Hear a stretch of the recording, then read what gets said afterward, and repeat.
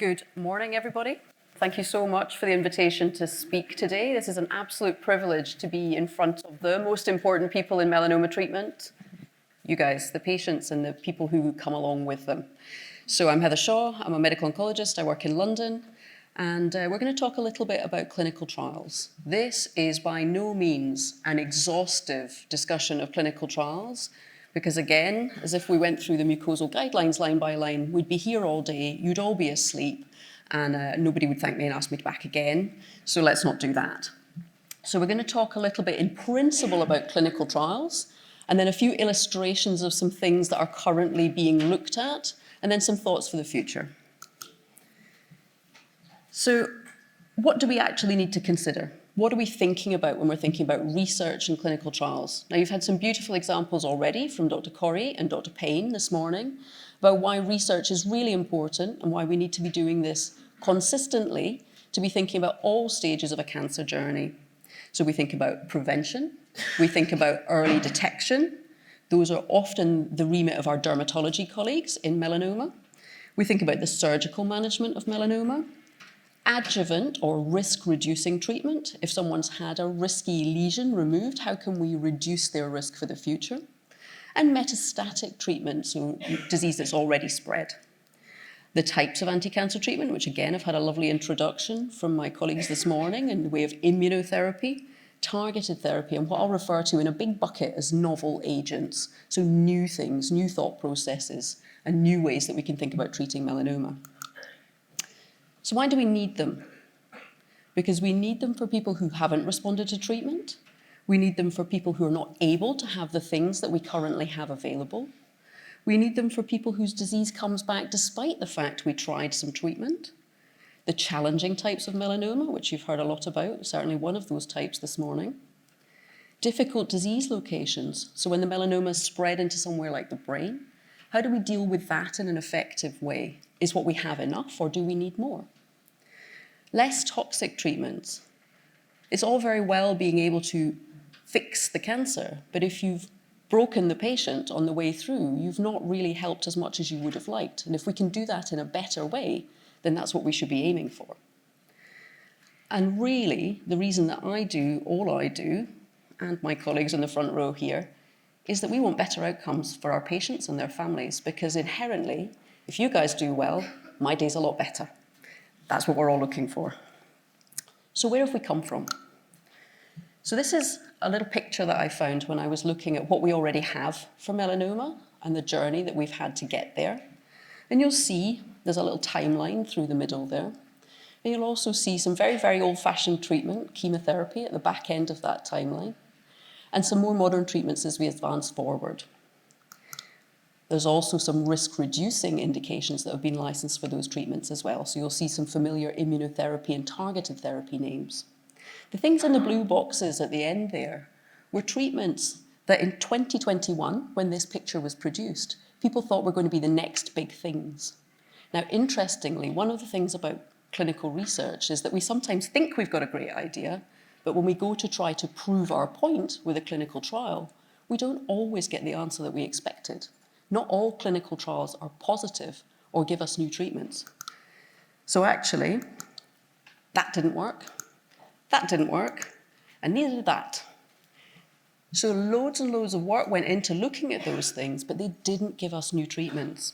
The two things in the blue boxes there did, one of which is a drug for eye melanoma, but we'll talk about it a little bit in a skin trial a little bit later, and TILs are tumor-infiltrating lymphocytes, cellular therapy.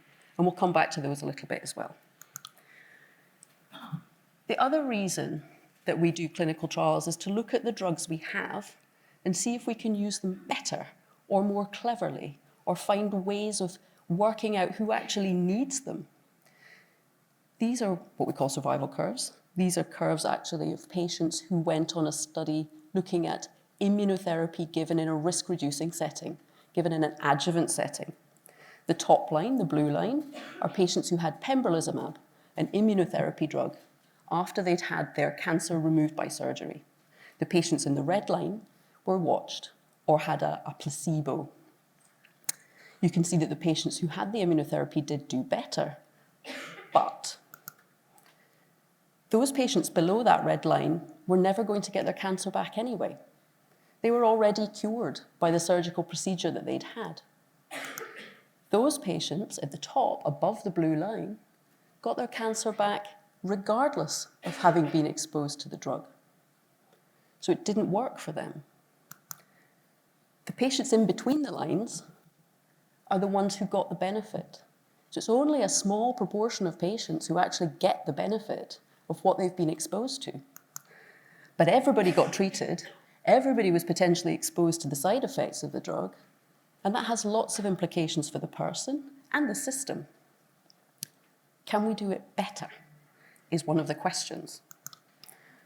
You've seen this curve twice already today. This is the 067 curve. This is the IPI-NIVO versus IPI study for a disease that's already spread, metastatic cancer. And you can see that about half of patients do really, really well with these drugs. What about that half? We need to do better for those people. So we've still got lots of work to do. So in basic terms, clinical trials come in a series of steps where we look at the drugs in a variety of ways. I treat a lot of skin cancer patients, but I also do something called early stage clinical development, which means we take drugs from the laboratory and we bring them into human beings, sometimes the first time in the whole world.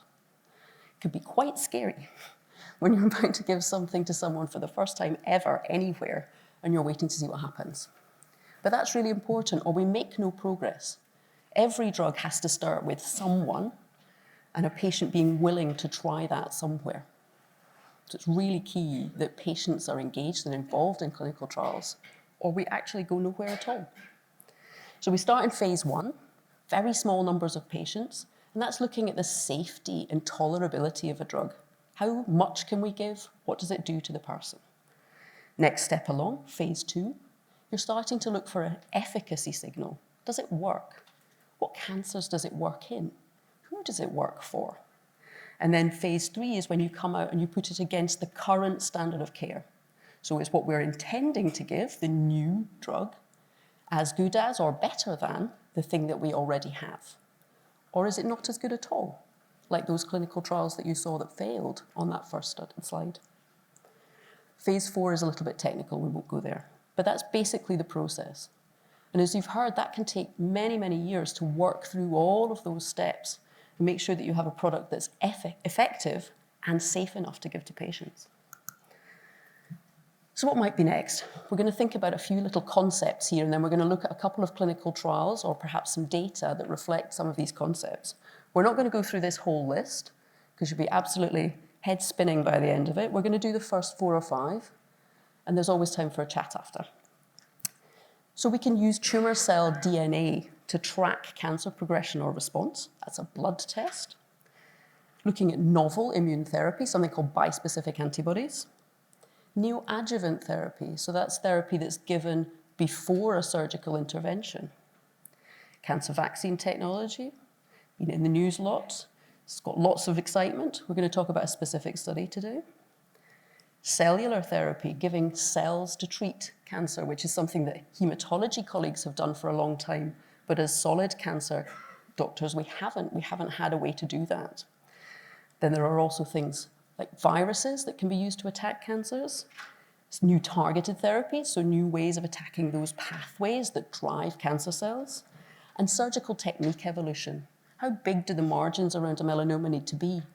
How much of the sentinel, do you need a sentinel node? Do you need nodes taken away if you've had therapy and the nodal disease has all shrunk?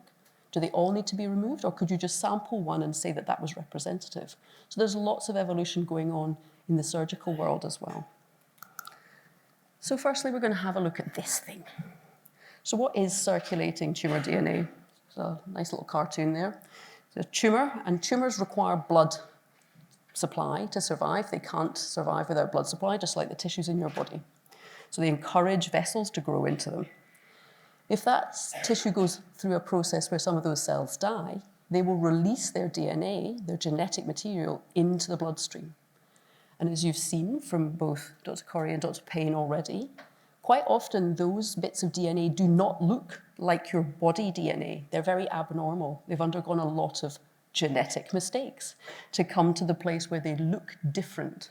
And you can pick up those genetic mistakes in the bloodstream and use that to track evidence of cancer, evidence of response to a treatment.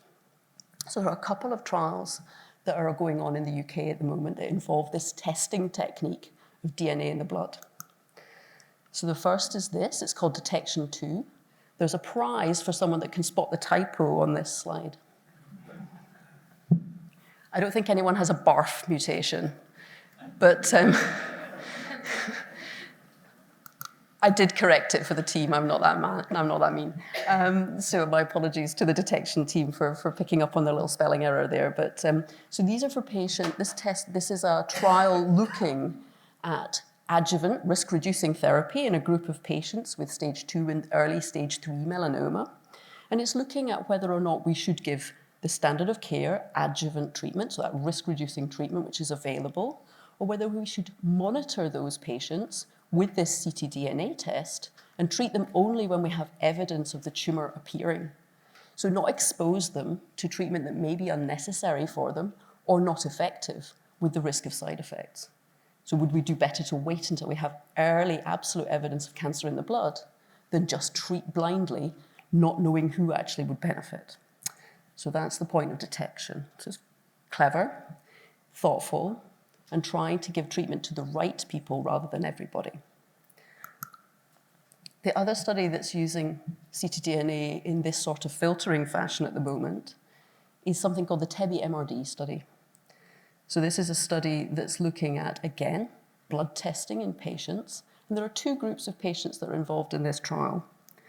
One are cutaneous melanoma patients who've had their disease treated adjuvantly, so they have undergone adjuvant treatment, or people who've had treatment for eye melanoma. The criteria for the groups is slightly different. We won't labour those now. But the patient population is restricted. And that's because the drug that's involved in this trial can only be used for people with a specific kind of immune system build. Your immune system has markers on it called HLA. And the drug that's involved in this trial only works for people with HLA-A201. So it's a very specific kind of immune system build. It's present in about 40% of the Caucasian population. You can't change your HLA, you were gifted it at birth. And so these patients have to be tested for their HLA status before entry to trial. If their HLA status is acceptable for trial, then they will go forward and have imaging and blood tests alongside. The blood tests are done every 3 months for 2 years, looking for these cancer DNA molecules in the blood. If they are found, then the patients can be treated with this molecule called tebentafusp in the clinical trial. We'll talk a little bit about tebentafusp and how it works in a second. And the aim is to try and assess the efficacy of the drug when it's used very early in the treatment process before lumps are seen on a scan. So again, it's trying to filter out who needs treatment, who would benefit, and if we can catch them earlier by using the blood test than simply waiting for things to appear on a scan. Bispecific antibodies are a bit like a pair of hands. So these are designed to pick a target on a cancer cell and a marker on an immune cell and bring the two together. So you're leading the horse to water. You're trying to show the immune system where to go. So you're trying to target it specifically to the cancer cells. So this is a wee bit more directed than standard immunotherapy, which just takes the brakes off the immune system. So again, we have two studies. This is something called the PRISM-MEL 301 study, very catchy. I don't know who they have thinking about all these trial names, but it must cost somebody an advertising agency a fortune. So this is a drug called brenetafusp. This is a cousin of tebentafusp. And this drug works in a similar way. So it's looking for a target on the cancer cell called PRAME, which is expressed on melanoma and lots of other cancers as well. And it's also looking for a target on a T cell, on an immune cell, to bring the two together, to show the immune system what to hunt for it. Unfortunately, this drug is also HLA restricted. It can only work with this particular build of immune system. And the early study suggested that there was some really good efficacy of the drug in patients who'd already progressed through immunotherapy. So the people who make the drug thought, actually, if we take a step back and we go into what we call first-line setting, so patients who've never had any treatment for their melanoma, might this be a useful way to use the drug? And so there are 3 arms in the study, 2 different doses of the brenetafusp, both of which come with nivolumab, and then that's versus what we would consider a standard of care, nivolumab and relatlimab. So that's currently recruiting. And this is the TEBE-AM study. So it uses the original drug, the tebentafusp, which is licensed for eye melanoma. And it picks up a different target, something called GP100, again on melanoma cells, and the same target on T cells to bring them together. And this is for patients who've already progressed through immunotherapy and targeted therapy if appropriate. And again, you can see there are 3 arms there. The drug alone, the drug with some immunotherapy, and as the control would be some treatment that would be the standard of care in that setting, and that's left to the investigator to choose. The next concept is something that we don't actually have access to in the UK at the moment, but we'll talk about that a little bit. And it's a really interesting concept. So this is called neoadjuvant therapy. And I know that some of you who might have come a couple of times, I'm going a bit funny again, I know some of you who've come to this conference a couple of times may already have heard some of this evidence presented previously, but we got some new evidence last year and I thought you might like to see it. So this is given after confirmation of advanced but technically operable disease. Most of these patients had lymph node lumps. It's called advanced stage 3, so big lymph node lumps. And the treatment is given before you go to surgery for the cancer. And then you assess the tissue after you've given the treatment to see how effective it's been in that patient, and then decide whether or not they need more treatment, or they could potentially stop treatment at that point if they've had a very good response.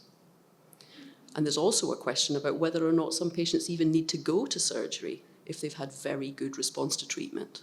So lots and lots of questions in this space. So this was the first of the studies, and it was presented in 2022. And this is patients who've got that lymph node lump, confirmed as melanoma, and the top group had their drug given in the traditional way. So they had surgery, and then they had the pembrolizumab drug, which is what was being studied here, afterward. The patients in the bottom arm had drug before they had surgery. So you can see actually what they had was 3 cycles of 3 weekly pembrolizumab, and then they went to surgery. And the question is, well, is that more effective? You're just giving the same amount of drug. All you've done is move some before surgery and left the rest after. That's the only difference. It does. Patients in the blue at the top were the ones who got the 3 cycles before surgery. The patients underneath were the ones who got all the treatment after surgery. So all you've done is move 3 doses before the surgery and changed nothing else. Seems to make quite a big difference to how effective the treatment is. And there's lots and lots of work going on to work out exactly what that is. This is the new stuff. So this is a little bit more of a technical study. This is called the NADINA study, and this was brought to everyone's attention last year.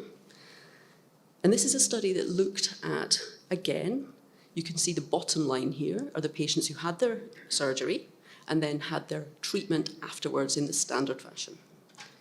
At the top, in that green box, patients had 2 courses, 2 doses of ipilimumab and nivolumab, and that's effectively in a lower dose than we would normally use in a metastatic setting. So it's an adjusted dose to try and get the efficacy from the drugs, but not so much of the side effects.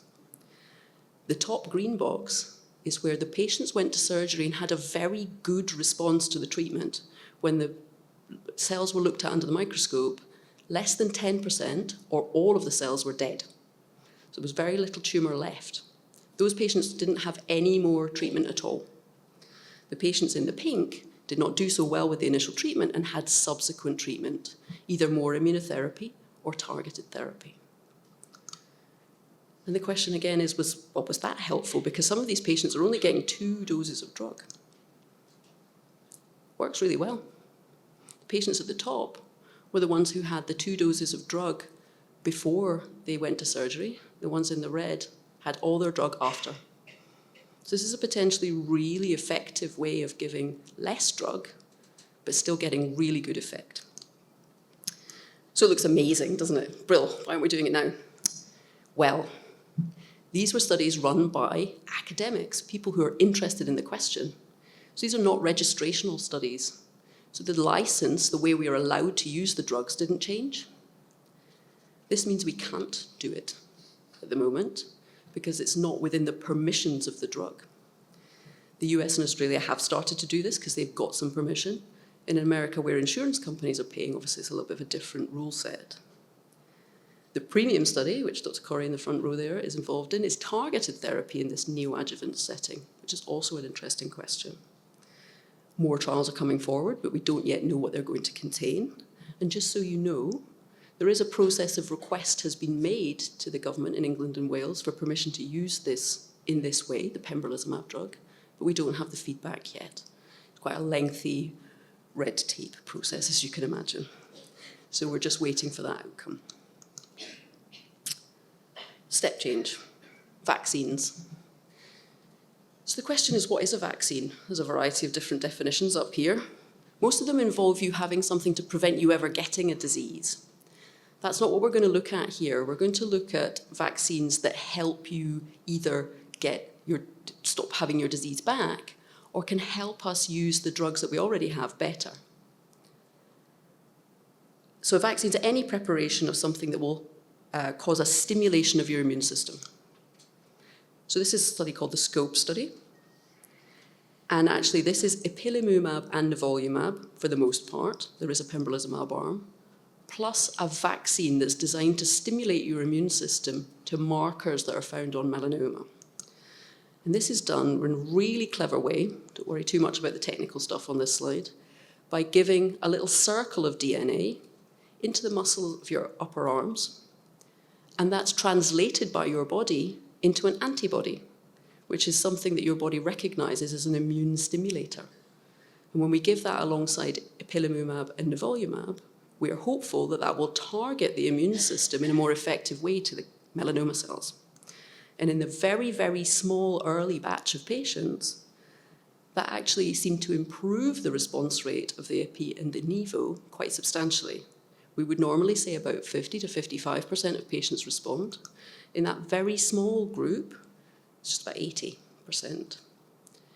It's likely that as we recruit more patients to the study, that number will go down. It's not likely to be quite so exciting as that. We think we will see a bit of a reduction in that efficacy figure, but we are hopeful that this might be something new to think about to make more of the drugs we already have. And then finally, cells. So again, we don't quite have this in the UK yet, something they have in the States. The MHRA, the UK licensing agency, are looking at this, and we're expecting a decision in about May. And then there'll have to be a decision on payment. So NICE, the government department that deals with funding, will need to look at the evidence for this and decide whether or not they're going to pay for it. So this is when you take tumour from a patient, you take the white cells, the T cells that live in that tumour, and you grow them up into millions. You then give the patient some chemotherapy to make some space for those T cells that were found in the tumour, and give them back to the patient. You then give a chemical called IL-2 to help engraft or establish the cell population in the patient, and then you wait and see what happens. And it's not new.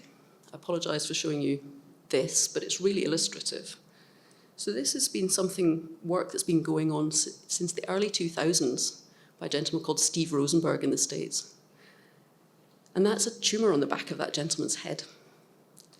And after one dose of TIL therapy, it disappeared. So this is something that's potentially very meaningful. And there are actually two things out in the world at the moment that we're looking at, this TIL products. The top one, lifileucel, you can practice saying that if you like, it takes a while, is a product that is the licensed product in the US and is what's currently under consideration in the UK. And the product at the bottom is something that's made academically by colleagues in Denmark and the Netherlands. And the important thing about that top product, the lifileucel, is that this is something called a waterfall plot. Each of these lines are an individual person that was in the clinical trial. And this is showing you what happened when the cells were given to patients who'd already failed immunotherapy and not been able to respond for a long time to targeted therapy. everyone below the line got benefit from the cells. You'll see here that the vast majority of people are below the line. And what they said was that actually 30% of patients got benefit out of this, even though they'd already progressed through what we would call standard of care treatments. So this is potentially very meaningful. But as you've seen, it's very complex and quite toxic treatment that requires a specialist centre. Not everyone's going to be able to deliver this treatment. And this is the Danish and Dutch treatment that was given after pembrolizumab or nivolumab. And it was actually given so they had one arm that had ipilimumab and one arm that had the cells. The top graph is the patients who had the cells. You'll see more of them are under the line than they were in the TIL piece. So again, cells in that setting might be really important. And the reason I'm mentioning it is that there's a clinical trial that's currently recruiting in the UK called TILVANCE 301, which is looking at the cells plus pembrolizumab in a first-line setting. So for patients who've never had treatment. And that's versus pembrolizumab. So that's going to be really interesting to watch that space. This is the big question, right? Can I access clinical trials? The answer is yes. There's a lovely piece on the Melanoma Focus website called the Clinical Trial Finder. You can interrogate that. Look what's there that might be relevant for you and where it's running. And you can discuss that with your team. So please, we can't do this without you. So it's really vital that you get involved if you would like to. And with that, I'll stop. Thank you so much.